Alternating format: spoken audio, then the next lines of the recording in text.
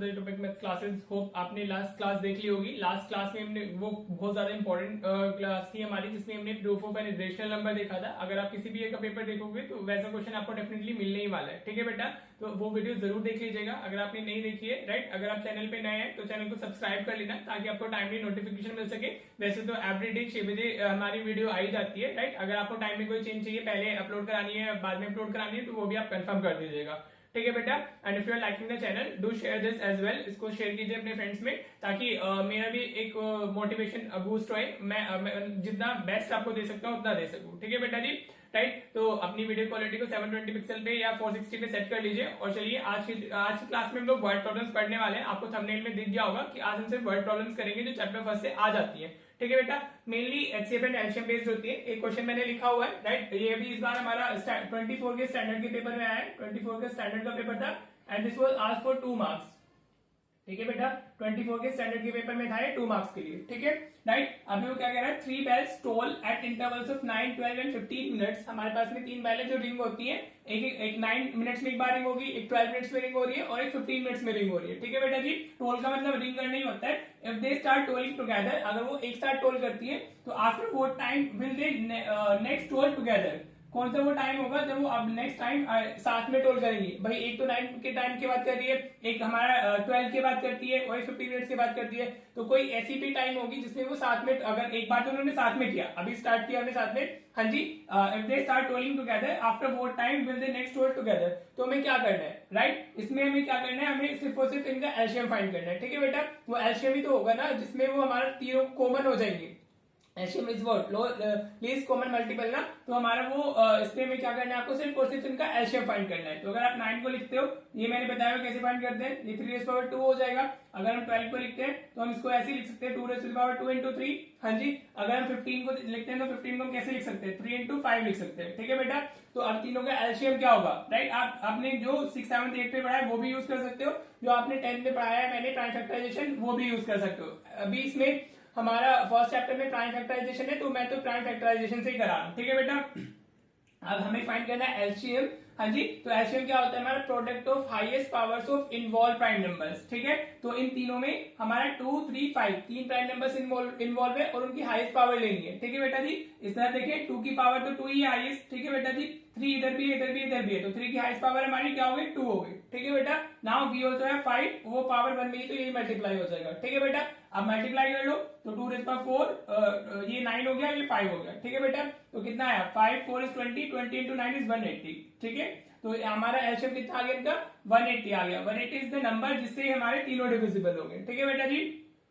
Clear हो गया। जिसको एलसीएम देखना है, एचसीएफ देखना है, कैसे हमने किया है, वो ऑलरेडी एचसीएफ एंड एलसीएम वाली वीडियो है, तो आप उसको देख लीजिएगा, ठीक है बेटा। यू कैन राइट, आपको फाइनली जो लिखना है एग्जाम में वो आप क्या लिखोगे, they will toll together, they will toll together after 180 minutes, ठीक है बेटा। क्या हो जाएगा, आफ्टर 180 मिनट्स हो जाएगा। वो हमारी कब टोल करेंगी, they will toll together after 180 minutes. सिर्फ आपको इतना करना था, हाँ जी, और आपको फुल 2 मार्क्स मिल जाते हैं। देखो स्टैंडर्ड के पेपर में आया, कितना इजी क्वेश्चन है। मेनली एलसीएम ही फाइंड करना होता है, लेकिन कभी कभी एचसीएफ का भी आ जाता है, ठीक है बेटा। चलिए नेक्स्ट क्वेश्चन देखते हैं, जो अभी इसी मतलब डिफरेंट सेट में आया था। 3 मार्क्स था वो या फिर 2 मार्क्स, अभी चेक कर लेते हैं, हाँ जी। देखते हैं नेक्स्ट क्वेश्चन, ठीक है बेटा। ऑलराइट बेटा, देखो मैंने क्वेश्चन लिखा है, ये सीबीएसई 24 के स्टैंडर्ड की किसी डिफरेंट सेट में था। अभी जो मैंने लास्ट क्वेश्चन कराया है वो भी 24 की 2 मार्क्स में आया था, ये भी 2 मार्क्स में आया, ठीक है। अलग अलग सेट आते हैं ना, तो अलग अलग सेट में डिफरेंट डिफरेंट क्वेश्चन डाल दिए जाते हैं बेस्ड ऑन सिमिलर टाइप, ठीक है बेटा जी। तो देखो अगर आप इसको पढ़ते हो क्वेश्चन को, तो वो क्या कह रहा है, in a school there are 2 sections of class 10, right. There are 40 students in first section and 48 students in second section. अब आपको बताना है determine the minimum number of books required for their library so that they can be distributed equally among students of both sections, ठीक है। आप minimum word पे focus कर सकते हो। मिनिमम मतलब लीस्ट, लीस्ट मतलब एलसीएम, ठीक है। आपको क्या फाइंड करना है इसमें, हमें एलसीएम ही फाइंड करना है। आपको क्वेश्चन पढ़ोगे लैंग्वेज से ही समझ में आ जाएगा कि एलसीएम फाइंड करना है, एचसीएफ, राइट। अब हमें मिनिमम नंबर ऑफ बुक्स बतानी है, हाँ जी, ताकि सारे बच्चों पे आ सके वो। मतलब टोटल हमारे पास में 40 स्टूडेंट्स, 40 एक सेक्शन में, 48 दूसरे सेक्शन में, समझ आ रहा है बेटा।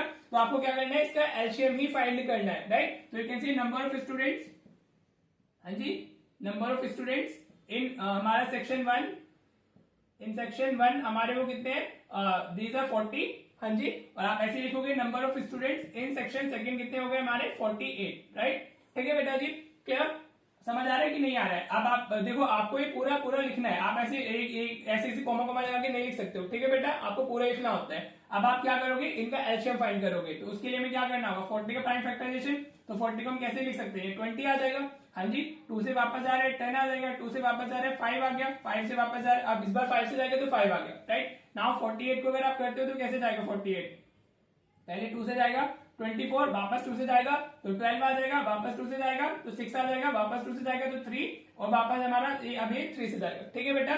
तो आप कैसे लिख सकते हो, 40 को आप लिख सकते हो 2 3 टाइम्स आ रहे हैं, तो 2⁻³ इंटू 5 आ गया, और हमारा 48 को हम कैसे लिख सकते हैं, 2 हमारा 4 टाइम्स आ रहा है और इंटू 3 आ गया, ठीक है बेटा जी। अभी एलसीएम मैंने अभी आपको लास्ट क्वेश्चन में बताया, तो एलसीएम का मतलब क्या होता है, हमारा product of highest power of involve prime number, ठीक है बेटा। तो हमारा 2 की, एक तो 2 इन्वॉल्व है, 3 इन्वॉल्व है, 5 इन्वॉल्व है। अब 2 की हाईएस्ट पावर क्या है, इधर 3 इधर 4 है, तो हम क्या लेंगे, 2 की पावर 4 लेंगे, इंटू 3 इंटू 5, ठीक है बेटा जी। 3 की हाईएस्ट पावर 1 है और 5 की पावर हाईएस्ट पावर 1 है, तो ये हमारा एलसीएम हो गया। अब 2⁻4 कितना होता है, 16 होता है, इंटू 3 इंटू 5, ठीक है बेटा जी, क्लियर। अब आप मल्टीप्लाई करोगे तो कितना जाएगा, 16 into 5 is what 80, 80 into 3 is what 24, तो 240 आ गया, ठीक है। तो minimum number of books required कितनी होनी चाहिए, 24 होनी चाहिए। Minimum number of books required, number of books required is equal to हमारा कितना हो गया 240 बुक्स, ठीक है बेटा।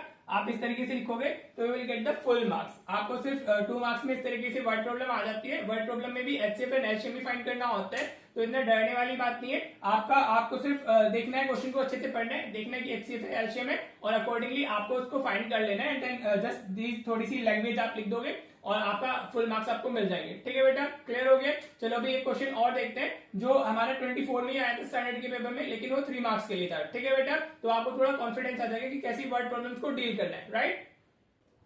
देखो बेटा, एक साइड में 24 के स्टैंडर्ड के पेपर में आया था 3 मार्क्स, ठीक है। टोटल हमारा 6 मार्क्स का फर्स्ट चैप्टर होता है, राइट। डिवीजन कैसे भी हो सकता है हमारा, हाँ जी। 2 मार्क्स प्लस हमारा 4 मार्क्स में एक हमारी केस स्टडी हो सकती है, राइट। 3 मार्क्स में होकर के 3 एमसीक्यूज हो सकते हैं, राइट। 3 मार्क्स प्लस 2 मार्क्स और 1, टोटल 6 मार्क्स का फर्स्ट चैप्टर है, वो कैसे भी डिवीजन हो सकता है, राइट। अब क्वेश्चन देखते हैं। In a teachers workshop, the number of teachers teaching French, Hindi and English are 48, 88, 144 respectively. अब हमें बताना है find the minimum number of rooms, क्या बताना है, minimum number of rooms, right. ठीक है बेटा, लास्ट क्वेश्चन में भी मैंने अब जब मिनिमम वर्ड से आपको बताया था, हाँ जी, तो उसमें मैंने बोला था कि एलसीएम हमें फाइंड करना है, लेकिन हमें इसमें जो बताना है मिनिमम नंबर ऑफ रूम्स बताने हमें, लेकिन हमें गिवन किया टीचर्स, ठीक है।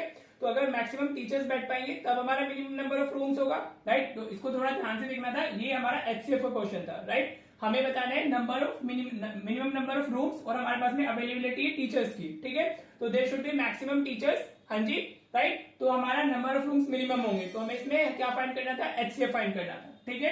तो अगर हम देखें इसमें फ्रेंच टीचर्स कितने हमारे आंसर की अगर हम बात करते हैं, तो फ्रेंच टीचर्स कितने हैं, फ्रेंच टीचर्स हमारे हो गए, फ्रेंच टीचिंग टीचर्स आप ऐसे लिख सकते हो, वो हमारे 48 है, हाँ जी बेटा। देन हमारे हिंदी टीचर्स कितने हैं, हिंदी टीचर्स हमारे हो गए 80, and we also have English teachers, English teachers हमारे कितने हैं, इंग्लिश टीचर्स हमारे हो गए 144, ठीक है बेटा। अब आपको फाइंड क्या करना है, इनका एचसीएफ फाइंड करना है, हाईएस्ट कॉमन फैक्टर हम यहाँ से निकाल लेंगे ताकि हमारे नंबर ऑफ रूम मिनिमम आ सके। हाईएस्ट कॉमन फैक्टर का मतलब है कितने मैक्सिमम टीचर हो सकते हैं हमारे, ठीक है बेटा जी।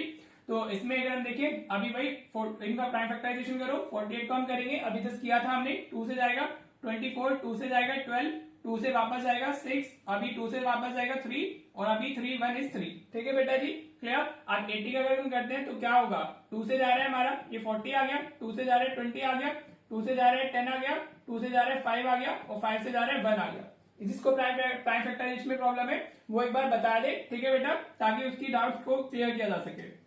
अब 144, हाँ जी, 144 12 का स्क्वायर होता है, 2 से आप इसको करोगे तो कितना आ जाएगा, 2 7 is 14, 2 2 is 4, हाँ जी। आप 2 से करेंगे तो कितना आ जाएगा, 36 आ जाएगा, 2 से करेंगे तो 18 आएगा अभी इस बार, हाँ जी। 2 से करेंगे तो वापस 9 आ जाएगा, अभी ये 3 से जाएगा, 3 3 is 9, 3 1 is 3, ठीक है बेटा, हाँ जी, क्लियर, समझ आ रहा है। अगर प्राइम फैक्टराइजेशन चेक कर लीजिए एक बार वापस, 7 36 18 9 3, ठीक है बेटा, राइट। तो अब आप कैसे लिख सकते हो, अभी 48 को हम कैसे लिख सकते हैं, 48 can be written as 2 raised to the power 4 into 3, हाँ जी 48 को हमने लिख लिया 1 2 3 4 टाइम्स 4 आ रहा है ना, तो 2 रेज़ पावर 4 इंटू 3 आ गया। नाउ 80 को हम कैसे लिख सकते हैं, 80 को हम लिख सकते हैं 1 2 3 4, 4 टाइम्स हमारा 4 आ रहा है, 2 आ रहा है सॉरी, और इंटू 5 आ गया, राइट बेटा जी। नाउ अगर 144 को देखते तो कितना होगा 1 2 3 4, हमारा वापस इसमें 144 में भी 2 रेज़ टू द पावर 4 आ रहा है और into 3 raise to the power 2 आ रहा है, राइट बेटा जी। अब हमें करना क्या है, अब हमें फाइंड करना है एचसीएफ, ठीक है। तो अभी हम थोड़ा इस तरफ आ जाते हैं। इसके बाद आप ऐसे करोगे, अब एचसीएफ क्या होता है, जिसमें ने अच्छे से क्लास की हुई है, जिसने एचसीएफ और एलसीएम की वीडियो देखी होगी उसको सब समझ में आ रहा होगा। जिसने नहीं देखी एक बार वो एचसीएफ और एलसीएम की वीडियो देख ले, जो मैंने कराया हुआ है ऑलरेडी चैनल पे, अभी 2-3 दिन पहले गया था हमारा, ठीक है बेटा। तो एचसीएफ होता है हमारा product of highest power of common prime number. हमें कॉमन प्राइम नंबर देखना है, तो 2 हमारा कॉमन है और उसकी हाईएस्ट पावर क्या है 4 ही हो जाएगी, क्योंकि वो सेम ही है हर जगह। अगर यहाँ पे सपोज 3 होता है तो हम 2 रेज़ पावर 3 ले लेते हैं, लेकिन सब जगह 4 है, तो एचसीएफ हमारा 2 रेज़ टू द पावर 4 आ जाएगा, ठीक है बेटा जी। अब 3 इधर है, इधर है, इधर नहीं है, तो 3 is not a common prime number, ठीक है बेटा, तो वो नहीं आएगा। 5 सिर्फ इसी में प्रेजेंट है, बाकी दोनों में नहीं है, तो 5 is also not a common prime number, तो 5 भी नहीं आने वाला है। तो हमारा एचसीएफ कितना हो गया 2 रेज़ टू द पावर 4, हाँ जी समझ में आया। 2 रेज़ टू द पावर 4 कितना होता है हमारा 16 होता है, ठीक है।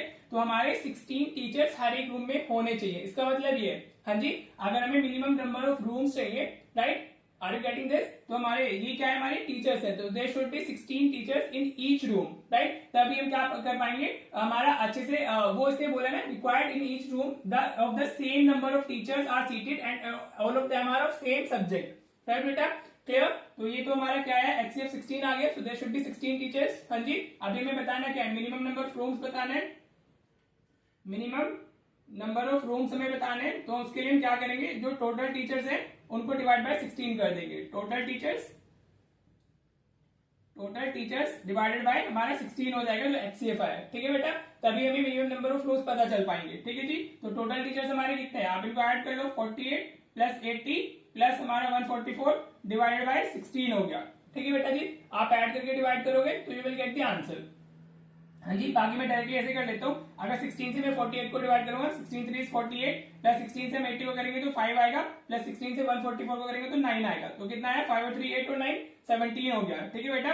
तो हमारा 17 room should be there, minimum कितने रूम चाहिए होंगे हमें 17 चाहिए होंगे, ठीक है बेटा। आप ऐड करके भी डिवाइड कर सकते थे, मैंने इंडिविजुअली कर लिया, बाद में ऐड कर दिया। 16 3 48, 16 5 is 80, 16 into 9 is 144, ठीक है बेटा जी। तो हमें कितने रूम्स मिले, टोटल 17 रूम्स मिल गए। होप आपको क्लियर हो गया होगा। ऐसा क्वेश्चन भी आ जाता है जहां पे हमारा इस तरीके का क्वेश्चन आएगा, find the minimum number of rooms, whatever language will be given accordingly आप कर लोगे। होप आपको ये क्वेश्चन क्लियर हो गया होगा, ठीक है बेटा जी। तो इस तरीके की वर्ड प्रॉब्लम्स भी सीबीएसई पूछ लेता है हमारा HCF and LCM based, right. तो चलिए इसको इतना ही रखते हैं, फिर वीडियो थोड़ी लेंथी हो जाती है। अगर आपको और क्वेश्चन चाहिए होंगे तो आप कमेंट कीजिएगा, मैं एक वीडियो और बना दूंगा वर्ड प्रॉब्लम से, राइट। वैसे मेनली तो भाई प्रूफ वाले क्वेश्चन आते हैं, प्रूफ दैट इज इरेशनल और हमारा एचसीएफ एलसीएम डायरेक्टली फाइंड करना, राइट। तो मैंने जितना कंटेंट आज तक कराया एवरीथिंग इज इंपॉर्टेंट। अभी हमारी इसमें एक फुल वीडियो जाएगी जिसपे हमारा 1-2 वीडियोस और आएंगी जहां पर हम पीवाईक्यूज करेंगे या वन शॉट में खत्म करेंगे, ठीक है बेटा जी। तो चलिए मिलते हैं नेक्स्ट वीडियो में। Thank you so much for watching the video.